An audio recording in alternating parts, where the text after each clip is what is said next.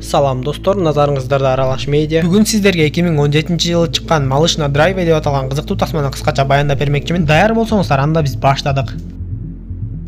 Тасманын башында бир имаратты тоноо үчүн 4 адам келгенин көрөбүз. Алардын үчөөсү дароо эле имаратка кирип жөнөшөт. Бир заматта эле алар имаратты тоноп чыгышып, унаа менен качып жөнөшөт. Алардын иши билинип, алардын артынан полиция кубалаганы менен унаанын айдоочусу биздин каарманыбыз унааны мыкты башкаргандыктан бат эле көздөн кайын болуп, полициялардан кутулуп кеткенге жетишип калышты. Унаа токтотуучу жайдан унаасын алмаштырып, кылмыштуу ишти түзгөн өздөрүнүн жетекчисине барышат. Жетекчиси акчаларды баарына бөлүштүрүп берген соң, бардыгы жай-жайларына тарап, башчысы каарманыбызга 2 кап толук акчадан 1 тутам акча карматат да, эми дагы бир иш жасасак, ошо менен сен мага бере турган карызыңды толугу менен төлөп бүтөсүң деп айтат. Көрсө каарманыбыз башында ал адамдын унаасын урдап, ал адамга бир топ акча карыз болуп калган экен. Каарманыбыз болсо үйүндө жашы өтүп калган Джозеф аттуу адам менен жашайт. Анын ата-энеси жаш кезинде эле автокырсыктан улам көз жумгандыктан, ал жалгыз калгандан кийин Джозефти багып алып, дайыма кам көрөт.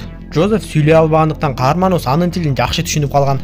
Каарманыбыз тапкан акчасынын баарын чогултуп, бош убагында болсо ар кимдин сүйлөгөн сөздөрүн жаздырып алып, ремикс кылып музыка жасаганды жакшы көрөт экен. Анын бири көк толгон өзү жасаган музыкалары бар. Анан да каарманыбыз кичинекейинде болгон автокырсыктан улам, кулагынын угуусунда маселелер жаралып, ызы-чууну жактырбагандыктан дайыма кулактарына кулакчын салып жүрөт. Ал музыкадан эргүү алып, музыкадан гана өзүн табат. Ал дайыма апасы иштеген ашканага келип тамактанып тургандыктан, күндөрдүн биринде ал жерден Дебра аттуу кыз менен таанышып, аны жактырып калды окшойт. Көп өтпөй эле каарманыбыздын жумуш берүүчү башчысы телефон чалып, аны ишке чакырат. Бул жолу башчысы дагы бир жерди тоноо үчүн башка кылмышкерлерди таап койгон экен. Иш башында эле кара денелүү адам каарманыбызды жактырбай, ага ар кандай сөздөрдү айтат.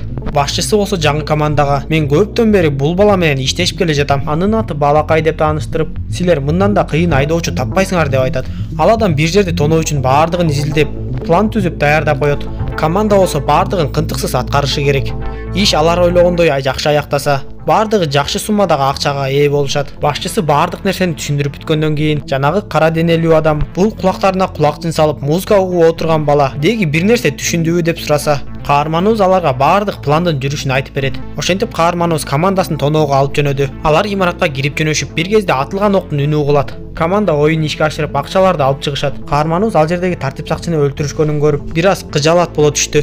Качып жөнөшкөндө аларды полиция унаасы сүзүп токтотуп, кайрадан полициялар аларды кубалап жөнөштү. Бир полиция унаасы алардын артынан калбай кубалап, бир кезде анын унаасы ала салып кетип, андан да качып кутулуп кетишти. Орто жолдон жол тыгынына учурашып, унааларын алмаштырышып, унаа токтотуучу жайга келип, өздөрүнү даярдап койгон унааларга отурушуп, түз эле башчысына жөнөштү. Андан соң каарманыбызды кофе алып келүүгө жөнөтүшүп, ал кайтып келгенде 4 кылмышкердин бири жок экенин көрөт. Көрсө ал орто жолдон унаа алмаштырганда куралын мурунку унаага унутуп койгон экен. Бул полициялар үчүн чоң олжо болгондуктан команда дароо эле аны ушул жерден өлтүрүп коюшуптур. Иш бүткөн соң башчысы каарманыбызга дагы бир тутам акча берип, "Эми сен карызыңан толук бойдон кутулдуң" деп айтат. Бирок жанагы өлгөн адамды унаасы менен кошо алып барып, унаа талкалоочу жайга жеткирип сал, андан соң бошсуң деп коет.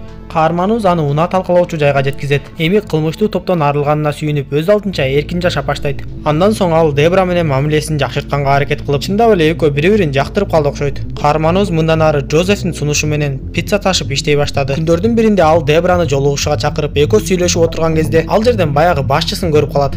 Башчысы ага атайын келгенин билип ага барса, башчысы ага бир чоң жумуш бар экенин айтып, "Сен буга макул болушуң керек. Мен сени оңой эле бошотуп жиберет деп ойлодуңбу? Эгер макул болбосоң, сага жана сүйгөн кызыңа зыян болуп калышы мүмкүн" деп коркутат. Каарманыбыз ага айласыздан макул болот. Башчысы каарманыбызды бир имаратты чалгындап келүү үчүн жөнөтөт. Баарын билгенден кийин башчысы план түзө баштап, каарманыбыз эгер бул жерде калса өмүрүнүн аягына чейин бул адамдан кутулбасын түшүнүп, башка өлкөгө качып кетүүнү ойлоп баштайт.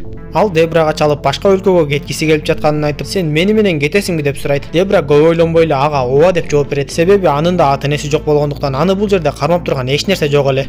Ошентип кылмыштуу топтун иши башталып, азыркы командада мурунку топтун мүчөлөрү Бадди жана анын аялы Дарлинг, ошондой эле баягы кара денелүү адам бар экен. Адаттагыдай эле алардын башчысы баардыгын түшүндүрүп берип, ишти баштаардын алдында мен сүйлөшүп койгон бир адамдарга барып, курал алып келишиңер керек деп айтат. Каарманыбыз болсо ал ишке көңүлү келбей, Дебраны алып өлкөдөн кантип чыгып кетүүнү ойлонуп жатты. Андан соң алар башчысы сүйлөшүп койгон адамдардан курал сатып келүүгө жөнөшөт. Ал жердеги адамдар куралдар менен тааныштырып жатканда, Жанагы кара денелүү адам алардын бири полиция кызматкери экенин таанып калат. Дароо эле куралын алып чыгып, аларды аткылап кирет. Ортодо атыш чыгып, кылмышкерлер жанагы курал саткан адамдардын баарын өлтүрүп салышат. Керектүү куралдарды алгандан кийин ал жакты жардырып жиберишип кетип калышат. Кайтып келатышып жанагы кара денелүү адам ашканага токтот, тамактанабыз деп айтса, ал ашканада Дебра иштегендиктен каарманыбыз токтобой эле кете берет. Жанагы адам аны күчтөп токтотуп, бардыгы ашканага киришет. Ал жерде кара денелүү адам менен Баддинин ортосунда кайым айтышуу болот. Каарманыбыз менен Дебранын көз караштарын байкаган кара денелүү адам: "Сен аны тааныйсыңбы?" деп каарманыбыздан сурайт. Каарманыбыз ага жок деп жооп берип, Дебра кеткенден кийин жанагы кара денелүү адам бир нерседен шектенгендей болуп эле: "Тезинен бул жерден кеттик, мен бул кызды өлтүрүп салайын" деп эле куралын алып чыкса,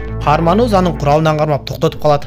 Алар ал жерден кетип баратышып, каарманыбыз Дебрага саат 2-де келем экөөбүз алыстарга кетебиз деген кат таштап кетет. Команда башчысына келгенде, алардын башчысы иштин туура эмес болгонун билет. Кара денелүү адам алардын бири полиция экенин айтып, анан да алар биринчи ок чыгарып башташты деп коет. Башчысы иштин баарын өлтүрдүңөр деп айтып, эми бул ишти токтотуп эле коелу десе, 3 кылмышкер ага каршы чыгып, ишти андан ары улай берүүнү көздөшөт. Анда бардыгы алардын 4-чүсү болгон каарманыбызды карашып, каарманыбыз болсо уктап эс алалы, эртең менен баарын сүйлөшөбүз деп уктоого камынат. Башчынын айтуусу боюнча бүгүн бардыгы ушул жерде түнөмөй болушат. Саат 2-де каарманыбыз Дебраны көздөй жөнөйт. Бирок коёндой сак болгон кылмышкерлер аны сезип калышат. Кайда баратасың деген суроого каарманыбыз ар кайсы шылтоолорду айтып жатса, кара денелүү адам анын үн жаздырган аппаратын таап алганын көргөзүп, "Сен эмне бизди сатайын деп жүрөсүңбү?" деп сураса, каарманыбыз "Мен ал сөздөрдөн жөн гана музыка жазайм жана анын баары үйдө" деп айтат. Ошол жерден каарманыбызды уктата чабышып, ал ойгунса бардыгы аны саткын деп ойлоп жатышыптыр. Керек болсо анын үйүнө барып жазылган сөздөрдүн баарын таап келишиптир. Каарманыбыз музыкаларын аларга коюп берип, алар болсо чындап эле каарманыбыздын сөздөрдү колдонуп музыка жазаарын түшүнүштү. Ошол жерден топ мүчөлөрү дагы бир жазылган үндү угушуп, каарманыбыздын жанагы ашканадагы Дебра деген кыз менен мамилеси бар экенин билишет. Ошентип каарманыбыздын качуу ою ишке ашпай калып, эртеси имаратты тоноого жөнөштү. Адаттагыдай эле кылмышкерлер имараттын ичине кирип кетишти. Ишти бүтүрүп чыгып келатышып, кара денелүү адам бир полицияны жөн жерден эле өлтүрүп салат. Ага жини келген каарманыбыз алар унага түшкөндө такыр эле айдабай койду. Кара денелүү адам дароо эле каарманыбызды уруп жиберсе, каарманыбыздын ого бетер кыжыры кайнап, алдыдагы чоң унада чыгып турган темирге унаны катуу айдап барып, кара денелүү адамды ошол жерден мерт кылат. Дароо эле унадан чыгып качып жөнөшүп, Бадди менен Дарлин кууп келген полицияларды аткылап башташат. Эми каарманыбыз андан ары артын карабай качып жөнөп, дагы бир жерден курчаган полициялар менен атышуу болуп, Баддинин аялына ошол жерден ок тийип өлүп калат. Анда Бадди полициялардын баардыгын жайлап салып, баардыгына "Сен күнөөлүүсүң" деп каарманыбызды аткылап өлтүргөнгө аракет кылды. Үйүнө качып келгенде үйү чачылып, Жозефтин алсыз жатканын көрөт. Чогулткан акчасынын баарын алып, баардыгын Жозефке берет. Ал Жозефке баардыгын түшүндүрүп, чет өлкөгө кетип жатканын айтып, тапкан акчасынын баарын берип, аны карлар үйүнө таштайт. Андан соң Дебранын иштеген жерине аны алып кетүүгө келсе, ал жерге эч ак эле Бадди келип калган экен. Бадди каарманыбызга "Менин аялымдын өлүшүнө сен күнөөлүүсүң" деп, "Мен да сени жана сенин сүйгөнүңдү өлтүрөм" деп айтат. Сырттан полиция кирип келгендиктен Бадди тапанчасын жашырып коет. Каарманыбыз Баддини чындап эле бизди жөн калтырбайт деп, Бадди алаксып ар жакта караганда, анын тапанчасын алып өзүн атып салат. Андан соң каарманыбыз Дебраны ээрчитип, башчысынан жардам сурап барат. Башчысы ага жардам берүүдөн баш тартып, бирок кайра макул болот. Ал Дебра менен каарманыбызга өлкөдөн кантип чыгып кетүү керек экендигин айтып, анан да бир топ суммадагы акчаны берет. Аларды тосуп чыккан полицияларды башчысы дароо эле куралы менен аткылап өлтүрүп салат. Бирок өзүнө да ок тийип жарадар болот. Ошол кезде полицияны өлтүрүп, анын унаасын тартып алган Бадди пайда болот. Ал чала жарадар болуп өлбөй калган экен. Башчысын сүзүп өлтүргөндөн кийин качып бараткан Дебра менен каарманыбызга жетип, куралын атып, каарманыбыздын кулактарын тундуруп салат да. Дебраны өлтүрүүгө жөнөгөндө Дебра темир менен анын тапанчасын түшүрө чабат. Каарманыбыз тапанчаны алып Баддини бутка атканда, ал имараттан ылдыйды көздөй кулап ажалын табат. Каарманыбыз ойгонгон кезде Дебра унаны башкарып алыстарга кетип бара жаткан болот. Бирок көпүрөдөн аларды полициялар тосуп алышып, каарманыбыз айласыздан колго түшүп берет. Ошентип аны 25 жылга абакка отургузмай болушат. Бирок көптөгөн күбөлөрдүн көрсөтмөлөрү менен сот аны 5 жылга эркинен ажыратууга чечим чыгарат. Ал өзүн жөн эле балакай деп атап койгону менен Дебра анын чыныгы аты Майлс экенин билет. Тасманын акыркы кадрларында каарманыбыз боштондукка чыгып, ал эми аны Дебра тосуп алганын көрөбүз. Тасма ушундайча аягына чыгат достор. Эгер видео жаккан болсо каналга катталып досторуңуз менен бөлүшүп коюңуз. Кийинки видеодон көрүшкөнчө аман болуңуздар.